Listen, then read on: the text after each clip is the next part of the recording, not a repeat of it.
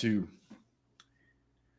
Ladies and gentlemen, RosterWatch Nation, welcome back to the epic RosterWatch Podcast, brought to you by Underdog Fantasy. Go to Underdog Fantasy right now. Use promo code ROSTER for up to $100 in deposit bonus. They give you a 100% deposit bonus up to $100. All you need to do is use that promo code ROSTER and get in on the action. The Best Ball Mania 3 tournament still filling up and has $2 million up top with a $1 million second prize. $1 million to the $1 million to the person who finishes tops as far as regular season. So just a massive, massive contest. Go over there, Underdog Fantasy, promo code ROSTER. All right, our guest today, he's an industry veteran as far as you know him from his beat writing work. I mean, Mike Kaye, he was in Jacksonville, I think. You were in Jacksonville. And then, of course, you were most recently, I believe, in Philadelphia, right there covering Jets, Eagles, all those teams. Now he's the national lead NFL reporter over at Pro Football Network. You can find him on Twitter at Mike_E_K. That's Kaye. And Mike, just before we get started, man, thanks so much for coming on again, brother. Always love to hear from you. Always great to hear your voice and see your face. Tell us though about so it's a new day for you. Now you're covering all the teams. It's not just one. Tell us how do you like the new gig and what do you guys have going on over there at PFN?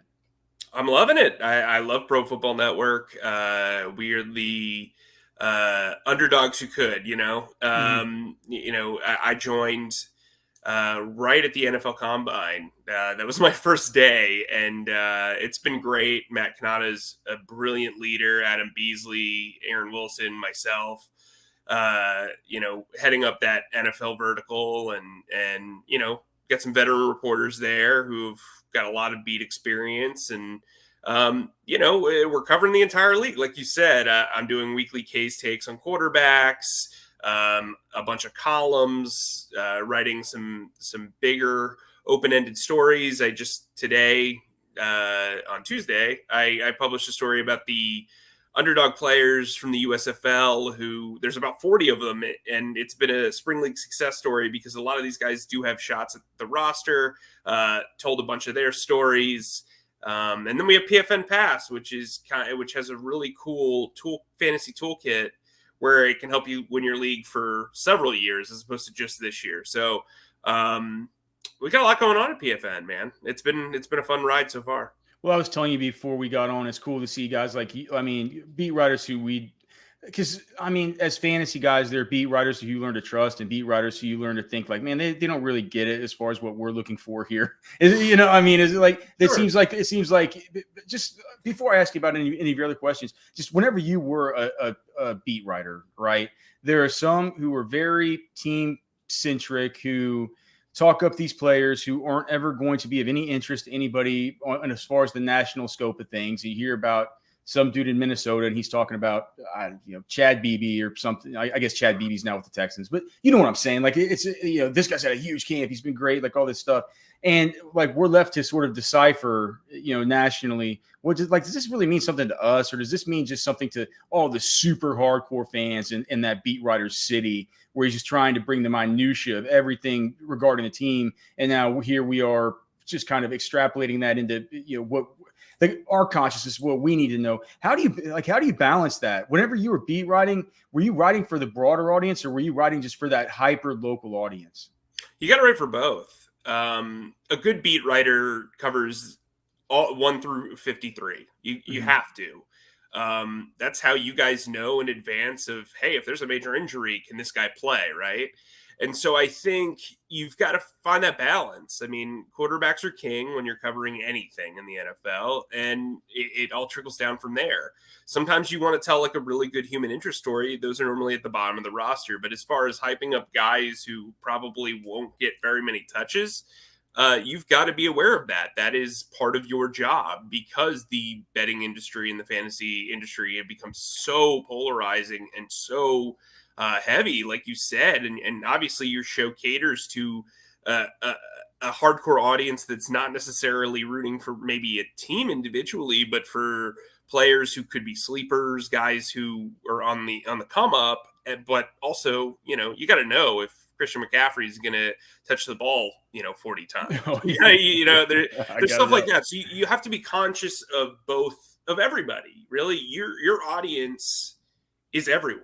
You can't just you also can't write down to your audience. You can't write up to your audience. You can't make them feel like they're, learning paint by numbers stuff, right? You've got to trust that they have educated themselves. And if they're just a casual fan, you've got to be able to fill them in on what's going on a daily basis. Yeah, it seems like an interesting. It's just such an interesting job. And as far just one other question that I've had, what's it been like cultivating sources for you? Because now, doing it at the local level, you're always around the team. It feels like if you're always around the building, you bump into people. I'm down here in Austin. I do this stuff where I'll cover also the Texas Longhorns. And when you're down there and you're around the facility, you're around practices, you kind of bump into people. You get to know some folks. I wonder, how have you adapted just as far as now you've moved to a national beat writer? Is it just in this day and age, is it easier than you would think to be able to make connections with some of these sources that aren't necessarily geographically located close to you? Or is it something that you're having to kind of relearn?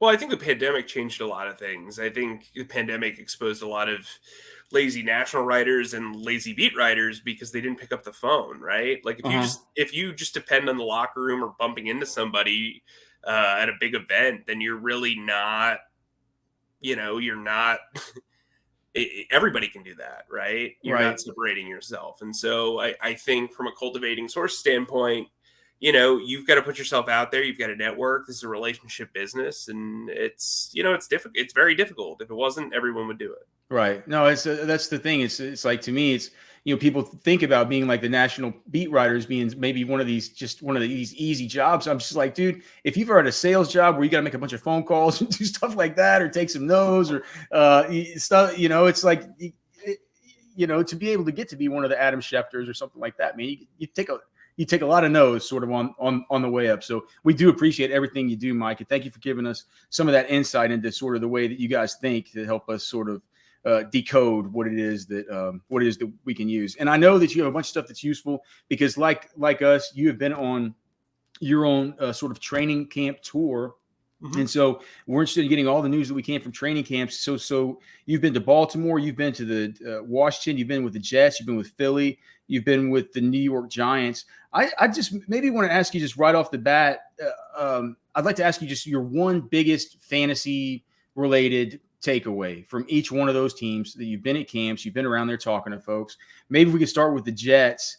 And before I ask you about that takeaway, maybe if I could just also ask, how much do you think that this Mekhi Becton injury is going to play into what it is that they're going to be doing?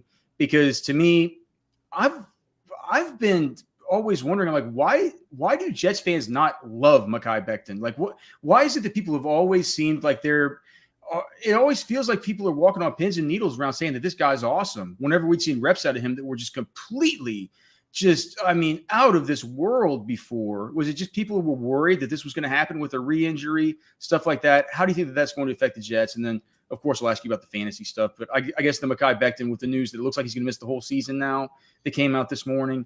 I'd be interested to hear your thoughts about the fallout there. Well, I think they're actually in a pretty decent position. They did talk to Dwayne Brown this past weekend. There's interest there. We talked to Robert Saleh about it. They seem very, very interested. The ball's kind of in Brown's court. But what they did what's kind of interesting is they announced George Fant as the starting left tackle and moved Mekhi Becton to right tackle. Right. Well, Fant can play right tackle really, really well. So if they bring in Dwayne Brown, you're comfortable moving Fant to right tackle, right? And then and he's got a lot of leverage for a new contract now. And then Brown can play at left tackle. Or let's say you trade for somebody like Andre Dillard. He's really a left tackle only. You can move Fant over. But as far as Becton, I think a lot of people with big guys in conditioning, that's always kind of like a big talker in the Northeast. Like, you see it time and time again that guys are out of shape or they have constant injuries. And then they become, I remember he's not a bigger guy, but when I covered the Jaguars, Greg Olson, the offensive coordinator there, called Marquise Lee the albino tiger because you only really kind of see him every now and then. Right? he goes missing, right? Because he had all those soft tissue injuries, right? And I think when you worry about conditioning, that can lead to soft tissue injuries. Those soft tissue injuries can lead to bigger injuries too. I mean, I think he's a guy who, when he's on the field, he's great. When he isn't, which seems to have been a lot over the last year, it's frustrating. I mean, this guy was a top 15 pick, was seen to be the starting left tackle. Now he's the right tackle, which, there's still this stigma that left tackle is more important than right tackle. If you've followed the Eagles, that's not true. Right. And so I think there's this perception that maybe there's some laziness there. Maybe this guy's injury prone. It's the Northeast. Everybody gets, has their thing, right? Everybody, you know what I mean? But as far as fantasy goes, listen to me very carefully. I'm going to tell you a secret. Buy stock in Tyler Conklin. Buy stock in Tyler Conklin. This is a guy who has been targeted repeatedly. During the night scrimmage, Zach Wilson was hitting him like just nonstop. And one of Zach Wilson's issues last year was the short to intermediate routes and seeing the middle of the field. Boys and girls, Tyler Conklin has really, really done a nice job. CJ Uzama has done a really nice job too, but Tyler Conklin's clearly going to be the tight end one at this point. They actually have a really good tight end room after years of having a terrible one. I mean, really, Conklin is going to get touches. They're going to run a lot of 12 personnel, which is one running back, 2 tight ends, and 2 wide receivers. So you're going to see Conklin and Uzama a lot on the field. A sleeper guy to look out for if you're in like really deep leagues is, I hope I'm pronouncing his name correctly, is Kenny Yabua. He's impressed me quite a bit. Lawrence Cager could have a shot. He's a former wide receiver that they converted to tight end. And then I would tell you this, Garrett Wilson's kind of been hit or miss when I've been there. I've only been to 2 practices. I went to one thing of OTAs, but I think that might take a little bit of time. So I wouldn't really attack that very early. I think Elijah Moore is going to be stellar. I think he's going to take the next step. I think Corey Davis is Corey Davis. I mean, I think he's more of a complimentary player at this point. He's probably more of like a wide receiver 3, but Tyler Conklin's going to be a top 10 tight end in fantasy. I love it. I love it because I love Tyler Conklin. He was my favorite tight end during that Senior Bowl week. And then you meet him. He just looks like a. I told that guy to his face. I said, "Man, you look like a dude who kills your own meals with your own bare hands. He's just an animal." He's got some nasty nasty in a good way leg tattoos. I almost turned to another beat writer and said, "Hey, do you think I could pull this off?" I'm sure you could, Mike. Awesome stuff about Tyler Conklin. We certainly love him around here. What about just staying with the New York teams? What about the Giants? Any real takeaways there? I mean, there's certainly no lack of storylines, from Brian Daboll to a possible Daniel Jones bounce back to, possible comeback season for Saquon Barkley. I mean, there's the wide receiver core. I mean, you got this huge enigma that's Kadarius Toney. You have Kenny Golladay, who hadn't done anything since he got there. What was it that you came away from Giants camp thinking, if you were thinking about it from a fantasy perspective? I really like Wendell Robinson, the 2nd round pick. Okay. He is a yards after catch machine. He and Jones have developed some chemistry across the middle. Kind of reminds me of Tavon Austin a little bit. Like, you can get him in space and he can create plays if you use him properly. Golladay, at least in showing up when I did, I've been to 2 practices. Jones and him have like kind of an off and on chemistry. That's what everybody says, man. They just say that. Yeah, I mean, look, there was one day where he just missed him like 4 or 5 or 3 or 4 times. I mean, like it was not great. Galladay's a guy that a lot of people ran with after the 1 Pro Bowl year. Then he got injured, and last year was a disaster. I mean, Lane Johnson had more touchdown catches than he did, right? So, I would avoid Kenny Golladay. I think that's one of those ones that you can. And Kadarius Toney is an enigma, like you said. But who's also an enigma entering year 4 is Daniel Jones, and I don't know what fantasy upside he has because of the guys on my tour. Quarterback wise, I can't figure it out. I really, it's one of those things, and Giants fans really can't either, from what I understand. You can't figure it out, meaning you just you can't. Is he going to take the next step? Is he not going to be a turnover machine anymore? Is he going to be able to stay durable? Let me tell you something. Tyrod Taylor looks natural out there. I don't think there's a quarterback controversy, but I could see a scenario where the Giants turn to him at some point in the season. And I think they were smart to not pick up the 5th-year option. Good. Okay, cool. All right. So speaking of the quarter, so you were in Washington. Were you more comfortable with Carson Wentz than with Daniel Jones, with the way that I know what he is, right? I covered him for 3 years. So right. Well, yeah. So yeah, I'm sure. So what do you think about Wentz? Whenever you went down there, I think that some of the storylines that people probably wonder about is, well, Carson Wentz, what does he do for the offense? What, maybe does he focus in on a Terry McLaurin the same way that he focused in last year on a Michael Pittman and was able to sort of at least elevate one fantasy wide receiver there in that offense? And of course, everybody talks about Antonio Gibson, how worried they are about, well, J.D. McKissick comes back after flirting with the Buffalo Bills. He takes on a pass catching role. Then they have Brian Robinson, who was at the Senior Bowl this year. Not your typical Alabama stud running back, but a guy who comes in that's probably a little bit better than just a guy, I would think. They're already talking that he might be taking over some goal line work. Is there anything that stood out to you as kind of being the most important as you left Washington? Yeah, I mean, Carson struggled mightily when I was there and struggled a bit more after I left as well. But I would say Jahan Dotson's a guy who I think, like, if you're in a dynasty league, like he's got a lot of upside. In my opinion, he's got the most upside of any wide receiver in this class. And I think, Carson had 2 really good throws that day. One of them was an effortless 30-yard floater to Dotson, who caught it contested down the field on a go route. I think Dotson's going to be a big play machine. I think McLaurin will eat, obviously, but I think Dotson's a guy that you should really look into if you need like a wide receiver 3, wide receiver 4. That would be my takeaway. Again, I was only there for one practice, but Jahan Dotson's a guy I feel very comfortable with. And when you've been to as many practices as you have, Mike, and you see one of these guys flash, especially when they're a rookie, that means a lot to us, because clearly your eyeballs have seen a whole lot of guys on a whole lot of teams, and it isn't easy for these rookies to come in and flash like that. Sure. And people forget, dude, so much buzz to these other guys. People forget he was a first-round pick. It's like people are just so much more interested in some of these other guys who went like in the 2nd round and stuff. And Dotson was a good player in college. Okay, 2 more. You were in Baltimore. I mean, geez. I mean, there's Lamar Jackson. There's contract stuff. There's this stuff with J.K. Dobbins. Now he's just off the physically unable to perform list, where that seems like things have gone in the opposite way that all the Twitter doctors had said, because of the level of the reconstructive surgery he had versus what Gus Edwards had. They said Gus would be back first. Now Gus looks like he's doubtful for week 1. J.K. is going through positional work, and he's off of PUP.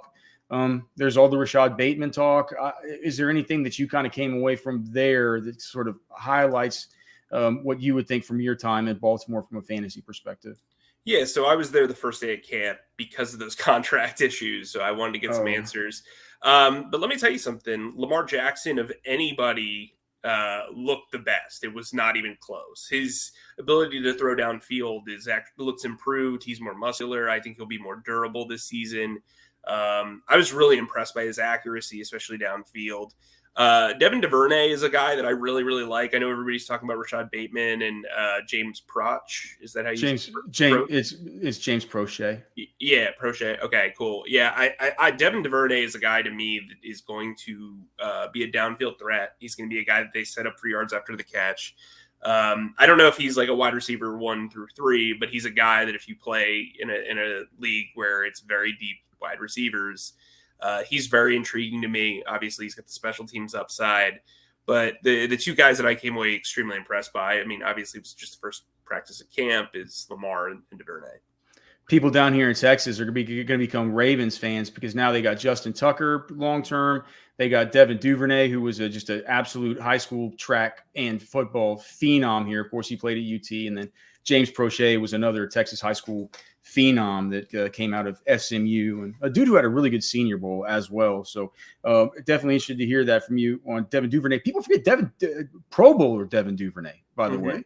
I mean, all great pro returner. As a returner. So let's see if he can. Let's see what he can do, given some opportunities on the offensive side of the ball. All right, and now I want to save the last one for the one that's close, the one that's closest to home. I don't want to say your Philadelphia Eagles, but hey, and before I ask you about the Eagles, just the fantasy stuff, you mentioned Andre Dillard earlier. Do you think that they want to trade Dillard? I mean, I think if they got offered a second or a first, they would do it in a heartbeat, maybe even a third. But I don't think so. I don't think he's had a pretty decent camp. He had a concussion where he missed a week, but he's come back in great shape. He seems to be playing well. I think in a league where when you're built to contend in a conference, you don't trade away great assets unless you have multiple ones. And while they have a decent offensive line depth chart, I think left tackle is something that they really need to keep an eye on. Okay. What about for fantasy? Because Jesus, I mean, where do you start? I mean, there's the Jalen.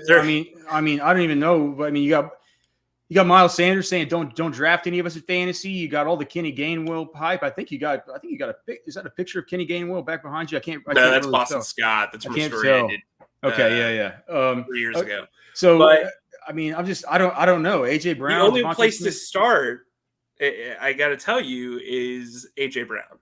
The dude's been targeted a gajillion times. I've been to 3 practices. He's been targeted at least 30 times while I've been at those combined practices. So.